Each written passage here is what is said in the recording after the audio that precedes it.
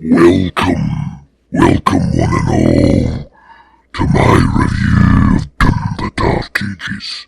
The Dark Age of the Slayer has begun!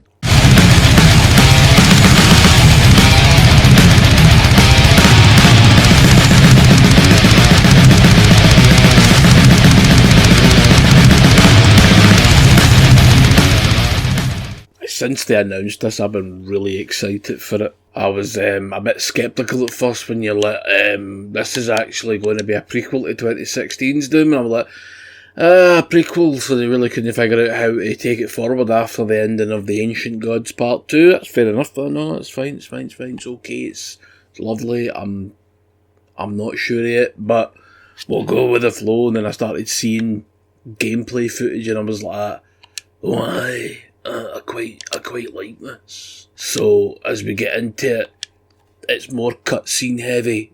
There's a lot more story to this one. There's a lot more characterisation, not so much towards the Slayer cell, but just in general with how the game's told. I know they kept that to a minimum with the previous games, but now they're just sort of like, you know what, let's get in there, let's dive into the lore a wee bit here, and we'll see what we can dredge up, see what geek we can come away with. So it's like, aye, cool, and I really did like the change. I think I'd like to see that more a wee bit going forward. I'm not sure, well, I have finished this game, but you know, there's room for growth, put it that way. Don't know what they're going to do with it, but that'll be interesting to find out, and I'm quite eager to see where the game goes. So how does the game play in comparison to the old ones? Well, it's actually a lot more melee focused, if you can believe it. You've still got all your guns. You've got your double shotgun, super shotgun, sorry, you get your plasma gun, rocket launcher, all kinds of things. Replacing the minigun is the shredder, or is it the shredder? I can't remember the name of the bloody thing. There's a gun that fires skulls. I'm sure it's not the canny, but it's a pulverizer. That's what it is. Pulverizer. So you get that rather than your chain gun, which just shoots bits of skull out everywhere. It's pretty good.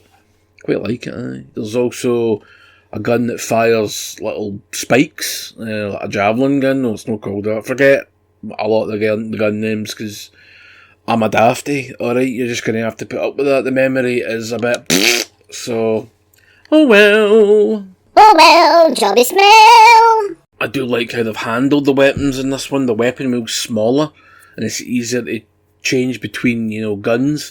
Like when you get your normal shotgun, you'll eventually find the super shotgun, but that's just a different version of your normal shotgun. So you just hit X and he pulls out the super shotgun. Then when you get your plasma gun, you get a single barrel and a double barrel, and you just hit X and it swaps. Same with the grenade launcher, you eventually get your rocket launcher, and then X and you'll swap. Also, the BFG is now the BFC, and it's a big crossbow. Very powerful, though. Do love that. Aye, it's good. So I like the way they've redone the weapons, made the weapon wheel a wee bit smaller, a wee bit quicker to get round. All good in the hood. Whoever came up with the shield idea in this game is a absolute brilliant man type personhood.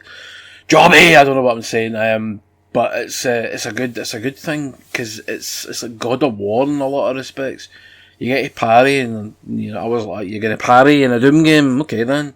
Well, I knew that for the trailers, but it's like, what now? We've got melee. I can just hear all the purists. You know, I can hear their blood and piss boiling at the same time, because it's like, this is not Doom. We mustn't have any evolution of anything ever. I'm sick of this all being the same. Get a wee bit carried away there, no.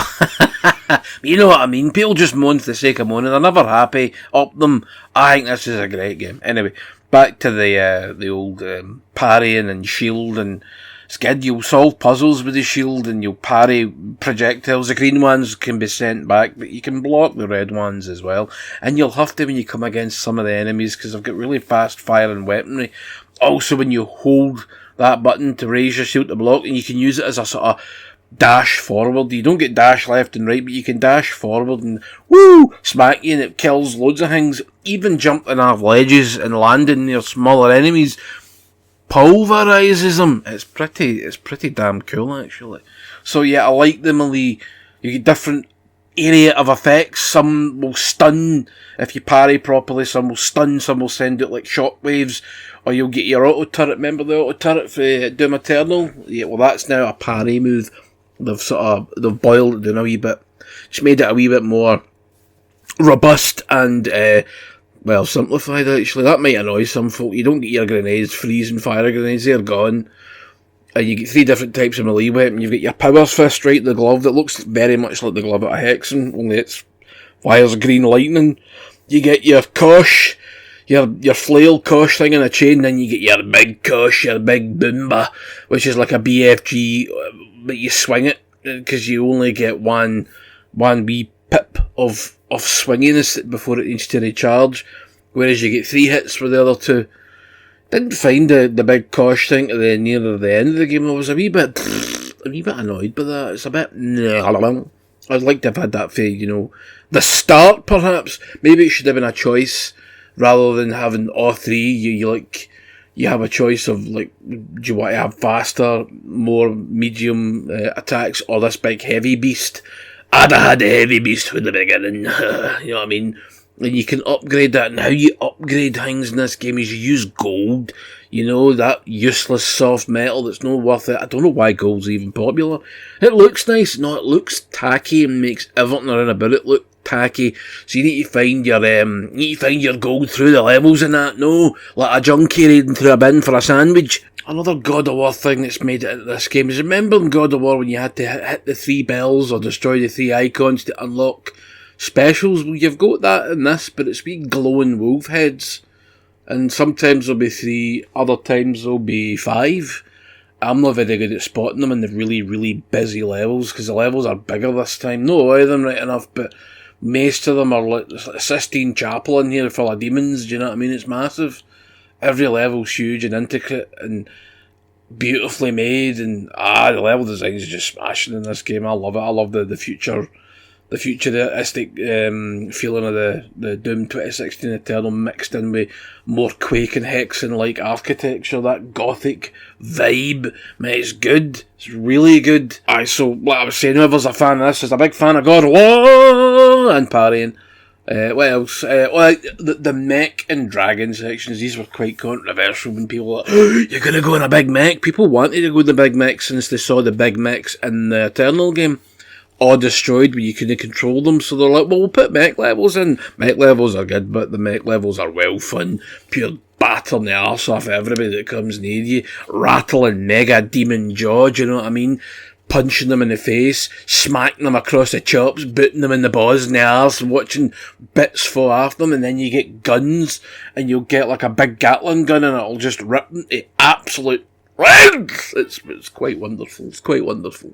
You'll also get a grenade launcher for it at one point. You only find that once, but I thought, who cares? Who gives a toss? Dragon's not as good. I still quite enjoyed it, mostly, but not as much as the mech. I think the dragon section would have benefited from just being, Star Fox type levels where you're just flying towards the screen and shooting things down. There was a level like that in the original Darksiders. I think it might have benefited for that, because you get to fly about and you'll go from bit to bit, and you'll have to lock on and then dodge to get at the right gun to destroy this cannon on a ship. And I'm like, why am I needing to dodge? Why does dodging mean my guns get stronger? I don't understand that. Mostly it'd be like, yeah, if you do a perfect dodge, time slows down and it gives you a wee bit of time to reshuffle yourself, but it's like, no, we'll give you a stronger weapon. I'm like, what? And then you have to shoot down these flying skulls, and they can be an utter pain in the arse. I didn't really enjoy that bit so much. So the dragon bit really does, it needs to be scaled back or taken out entirely. I wouldn't be sad if they go, right, the dragon bit was a bit pish. We're going to remove that for future Doom games. But if they made it a flying level, like flying into the screen, Star Fox style, a couple of levels just to break up the otherwise amazing gameplay, I think that would be a much better idea. Personally speaking, of course. If you like it, that's up to you, but you might hate it. But the mech levels are fun, and there's a few of them, so and they look like Jaegers for Pacific Rim. I mean, like, they just behave like them as well, even when they fought at the Grun. And you're, it's good. No, I like the mechs. Mechs can stay, Dragon go away. But he is a very good boy, though, the Dragon. You know what I mean? He is a very, very good boy. And he breathes fire down their gullets like Godzilla. That was quite strange as well. I was like, yeah, a wee bit of a rip-off there, but who cares? It's good. So, I do love Doom the Dark Ages. It can get a wee bit repetitive here and there, but it is a shooter of that time, and it's just been updated to be more of this time. And you know, I'm just really excited to see what they've got in future. I hope we get to see more of the Slayer as he is in Dark Ages. So we'll see if they continue with that, or if they might even make something else. This game's also made me excited for the new Painkiller that's coming out at the end of the year.